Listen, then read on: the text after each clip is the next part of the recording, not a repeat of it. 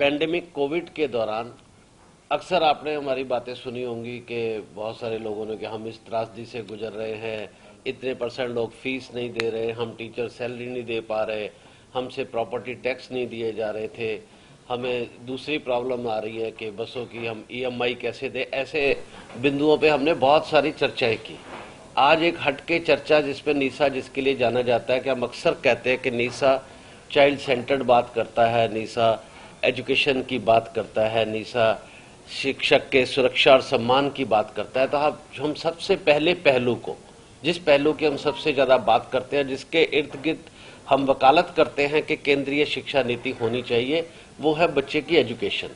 तो हमारा आज का जो प्रेस कॉन्फ्रेंस का उद्देश्य है वो ये है कि इस दौरान बच्चों का लर्निंग लॉस क्या हुआ, कोविड के दौरान उनका क्या लर्निंग लॉस हुआ, इसको लेकर हमने अपना एक बड़ा डीप रिसर्च पूरे इंडिया में जो है हमने रिसर्च किया। और मेरे साथ इस समय मेरे राइट हैंड में बैठे हुए हैं तुलसी विष्णु प्रसाद। ये हमारी ये आज नेशनल प्रेस कॉन्फ्रेंस है। तुलसी विष्णु प्रसाद वाइस प्रेसिडेंट क्वालिटी हैं और ये आंध्र प्रदेश से बिलोंग करते हैं और एक बहुत अच्छा बोर्डिंग स्कूल आजादी के समय से आज तक का एक बोर्डिंग स्कूल चलाते हैं। और दूसरी तरफ प्रेमचंद देशवाल, ये दिल्ली प्राइवेट स्कूल एसोसिएशन के अध्यक्ष हैं। और मेरे लेफ्ट साइड में मधुसूदन सुडोला जी हैं, ये हमारे वाइस प्रेसिडेंट एडवोकेसी हैं। ये तेलंगाना हैदराबाद से बिलोंग करते हैं और इसीलिए आए हैं कल। और मेरे साथ थॉमस एंटनी हैं, ये हमारा निसा का नेशनल सेक्रेटरीट जो है, नेशनल कोऑर्डिनेटर हैं। और मेरे साथ नंदिता जी हैं, ये मास कम्युनिकेशन में लेडी श्री राम कॉलेज से ग्रेजुएट हैं और हमारे रिसर्च एसोसिएट हैं जो रिसर्च का हमारा विंग देती है। नीसा क्वालिटी रिसर्च हर जगह पर काम करती है, जिसके लिए हमने नीसा का गठन किया है। तो ये हमने रिसर्च पूरे हिंदुस्तान में की, जिससे ये हमने देखा कि बच्चों का कहाँ लर्निंग लॉस हुआ और किस प्रकार उसको दूर किया जा सकता है। उसकी सबमिशन भी हम गवर्नमेंट को देने जा रहे हैं। तो कल माननीय राज्यपाल जी से एक मंथन हमने एजुकेशनल कॉन्फ्रेंस अंबाला में की थी, जिसपे बहुत सी और चीजों पर भी मंथन हुआ कि नई शिक्षा नीति को कैसे सार्थक रूप से आगे लेकर जाना है। उसमें हमने ट्रिपल एसए की बात की, जिसपे सेपरेशन ऑफ रोल पे हमारा काफी केंद्र बिंदु रहा। जो नई शिक्षा नीति में ये कहा गया है कि जैसे सरकार अपने स्कूल चलाती है और नियम भी खुद बनाती है और दूसरों को कंट्रोल भी खुद करती है, तीनों रोल में, यानी प्लेयर भी खुद, अंपायर भी खुद और थर्ड अंपायर भी खुद और बॉलर भी खुद। सारे जब रोल सरकार के पास होंगे तो एक अच्छा जो है मैच देखने को नहीं मिल सकता। तो नई शिक्षा नीति में ये कहा गया कि सरकार जब अपने स्कूल चलाती है तो एक ट्रिपल एसए बने, जो लोगों की मॉनिटरिंग करे, उनको कंट्रोल करे। और ऐसे ही जो एग्जामिनेशन को एसेस करने की भी सारी बॉडीज अलग लो, सबके रोल सेपरेट हों, तभी जो है बेहतर एजुकेशन जो है वो बच्चों तक निष्पक्ष तरीके से पहुंच सकती है। ये नई शिक्षा नीति में दर्शा दिया गया है, लिख दिया गया है। तो उसके लिए भी हमारी कल जो है मंथन में चर्चा थी और उस पर डिबेट्स भी थे कि भी इसको अब सही तरीके से लागू होना चाहिए। तो वहां पर ये रिसर्च भी लॉन्च की गई। तो इसके जो फाइंडिंग्स आई वो हम सारे नेशनल तरीके से आपको बताते हैं। धन्यवाद कुलभूषण। नमस्कार साथियों सबको। मैं सीधे मैं हमारा जो रिसर्च का जो मेथडोलॉजी है, हम पहले उसकी बात करते हैं और उसके बाद फिर मैं फाइंडिंग्स में आता हूँ।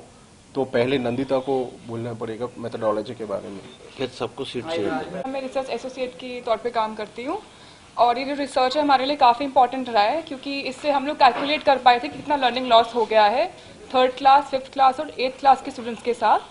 तो इस रिसर्च के लिए हम लोगों का कोई कॉस्ट नहीं लगा, it was absolutely free from our side.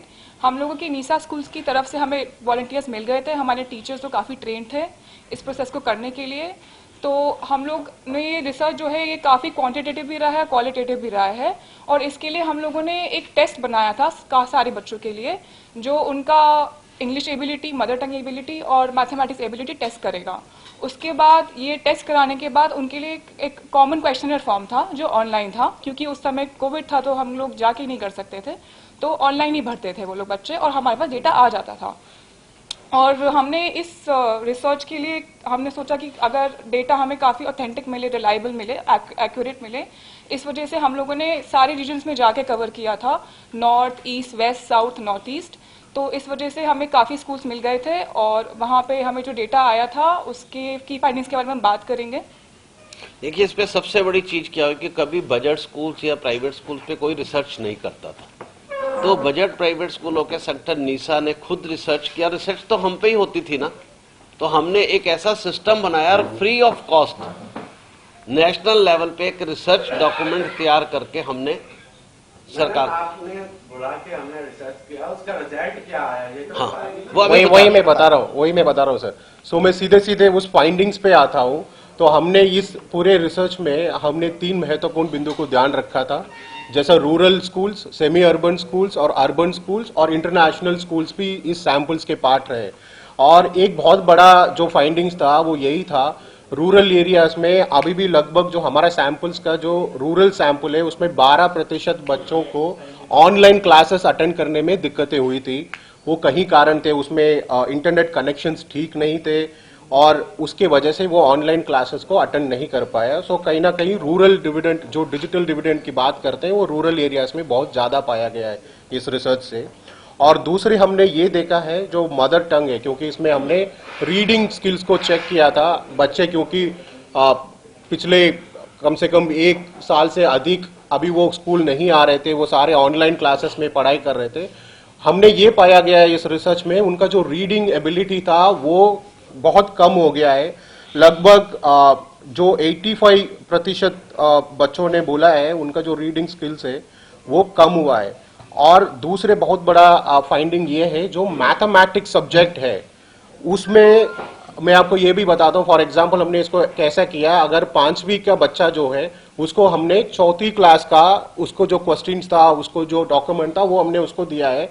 हमने ये देखा है चलो कम से कम 5वीं क्लास का तो वो नहीं कर पाया क्योंकि 1 साल वो ऑनलाइन क्लासेस कर रहे थे, क्या वो तब पिछले कक्षा का जो मैथ्स पेपर है उसको सॉल्व कर पा रहे हैं कि नहीं कर पा रहे, और उसमें भी उनको बहुत दिक्कतें हुई। इसका मतलब है जो कॉन्सेप्ट था जो मैथमेटिक्स का, क्योंकि ऑनलाइन क्लासेस में वो कॉन्सेप्ट को समझने में बच्चों को बहुत दिक्कतें हुई। सो ये बताता है पूरे कोविड के दौरान मैथ्स सीखने में बच्चों को काफी प्रॉब्लम हुआ है।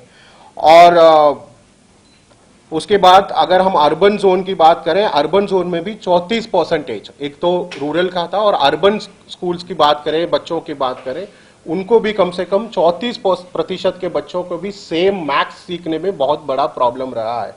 और जो 2-3 चीज था, एक तो जो बहुत बड़ा डिजिटल गैप था जो रूरल और अर्बन के बीच में, और लैंग्वेज रीडिंग्स में भी बहुत कम बच्चे सीख पाए, और मैथमेटिक्स में भी बहुत बड़ा फाइंडिंग था। और ये बहुत बड़ा लॉस है इस पूरे एजुकेशन सेक्टर के लिए, क्योंकि बच्चे जिस तरीके से सीखना था ऑनलाइन क्लासेस में वो उस तरीके से नहीं सीख पाया।